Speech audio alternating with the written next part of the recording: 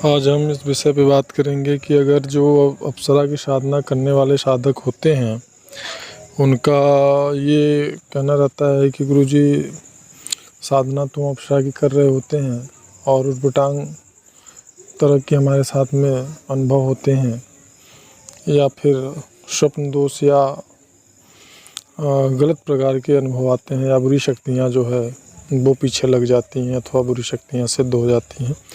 तो ऐसा क्यों होता है? जैसा कि हमने अभी अपने प्रीवियस वीडियो में लोगों को बताया है, आप लोगों को जानकारी हमने दिया है कि जो भी साधना है या जो यहाँ पे पहले बुरी शक्तियों की मैं बात करता हूँ, जो तामसिक शक्तियाँ हैं और निम्न स्तर की जो शक्तियाँ हैं, जिनको कि आप ये समझ सकते हैं कि ज़्यादातर जो निम्न स्तर की शक्तियाँ होती हैं, इनको कोई सिद्ध नहीं करता। जो थोड़े तामसिक शक्तियाँ जो थोड़ी बलिष्ठ होती हैं, उनको लोग पूजते हैं या उनको सिद्ध करते हैं। तो जो निम्न स्तर की छोटी शक्तियाँ होती हैं ना, ये शक्तियों कोई सिद्ध वगैरह नहीं करता है, ना इनका कोई पूजा का विधान वगैरह है। तो इनको जो है प्रकृति का विधान अंतर्गत जो कर्मानुसार जो विधान बनाया गया है, उस विधान अंतर्गत अगर किसी प्रकार का पूजा, भोग, हवन इत्यादि या अनुष्ठान, साधना अगर गलत विधि विधान से किया जाता है, तो उसमें इनको पूर्ण अधिकार होता है। उससे प्राप्त जो भोग होता है या जो हवन भाग होता है, उसे ये ग्रहण कर सकते हैं। इसमें इनको किसी प्रकार का कोई दोष नहीं होता है, या प्रकृति द्वारा किसी प्रकार से इनको दंडित नहीं किया जाता। ये प्रकृति का ही विधान है।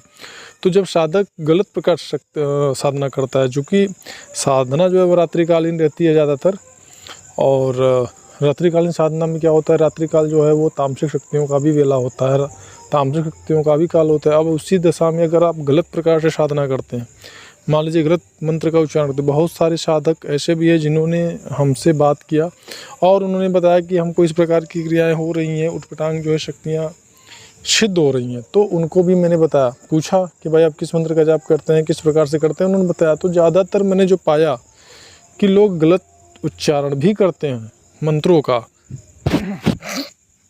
और साथ में क्या है, मैंने देखा कि अब जैसे कि अभी हमने अपनी प्रीवियस वीडियो में बताया था, जानकारी दिया था कि जो ये माला, यंत्र या जो भी पूजन सामग्रियां हैं, जो प्राण प्रतिष्ठा होती है, जिस विधि से होनी चाहिए उस विधि से प्राण प्रतिष्ठा संस्कार नहीं होता है। गलत जो है तरीके से जो है व्यापारीकरण करके सामग्रियों को लोग बेच रहे हैं, और साधक उनको लेकर के अपना पूरा समय उसमें लगा रहे हैं, पैसा लगा रहे हैं, ऊर्जा लगा रहे हैं, फिर भी कोई रिजल्ट नहीं मिलता है। और कभी कभी ऐसा हो जाता है कि बुरी शक्तियाँ भी सिद्ध हो जाती है। उसका कारण यह है कि जिस भी यंत्र का आप जो है पूजन कर रहे हैं, जिस भी यंत्र के सामने आप मंत्र का उच्चारण कर रहे हैं, तो जो मंत्र आपको प्राप्त हुआ, क्या वो संबंध जो जिस गुरु से आपने मंत्र प्राप्त किया या सामग्री प्राप्त किया, क्या उनको वह मंत्र सिद्ध है? क्या उन्होंने उस मंत्र के शक्ति से उस यंत्र को प्राण प्रतिष्ठित किया है, उस संबंधित शक्ति के अंश को उसमें प्रतिस्थापित किया है? ऐसा है? बिल्कुल नहीं है।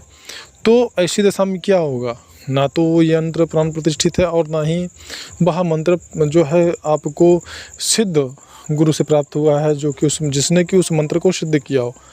और यदि जब मंत्र किसी गुरु के द्वारा सिद्ध किया हुआ रहता है और फिर वो अपने किसी शिष्य को देता है, तो उस मंत्र के साथ में उस गुरु का संकल्प शक्ति लगा होता है। और इस स्थिति में वो जो संकल्प शक्ति होती है ना, वो साधक के हित के लिए कार्य करती है। मतलब अगर साधक जब उसका साधना प्रारंभ करता है, तो विशेष प्रकार की ऊर्जा निकलती है और सीधे उस संबंधित शक्ति से जो है उसका संपर्क करने में उसका बहुत, मतलब आप कह सकते हैं कि सहयोग करती है।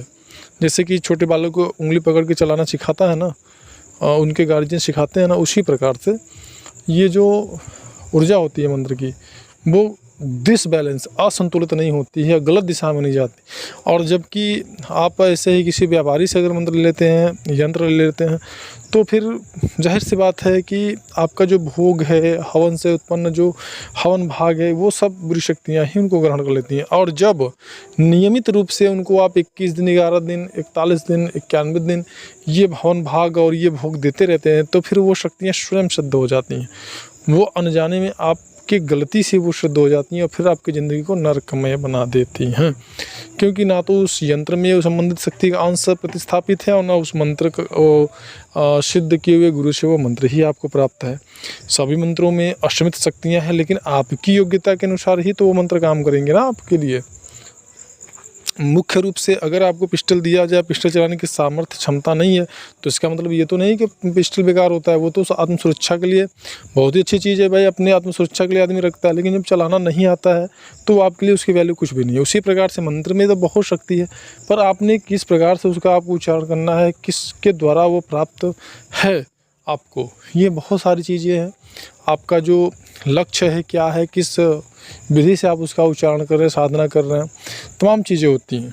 तो ऐसी दशा में कभी भी जब साधक अपने संयंत्रों का प्राण प्रतिष्ठा करता है या सामग्री का प्राण प्रतिष्ठा करता है, जो आजकल गुरु लोग करवा रहे हैं, तो ऐसा करने से क्या होगा, बुरी शक्तियाँ ही सिद्ध होंगी, साधक का पतन ही होगा और फिर बाद में रोएंगे और फिर कहेंगे हाँ गुरुजी ये हमको बताइए क्या कि हम क्या करें। तो फिलहाल में सावधान रहें और आने वाले नवरात्रि के लिए तैयार रहें साधना के लिए।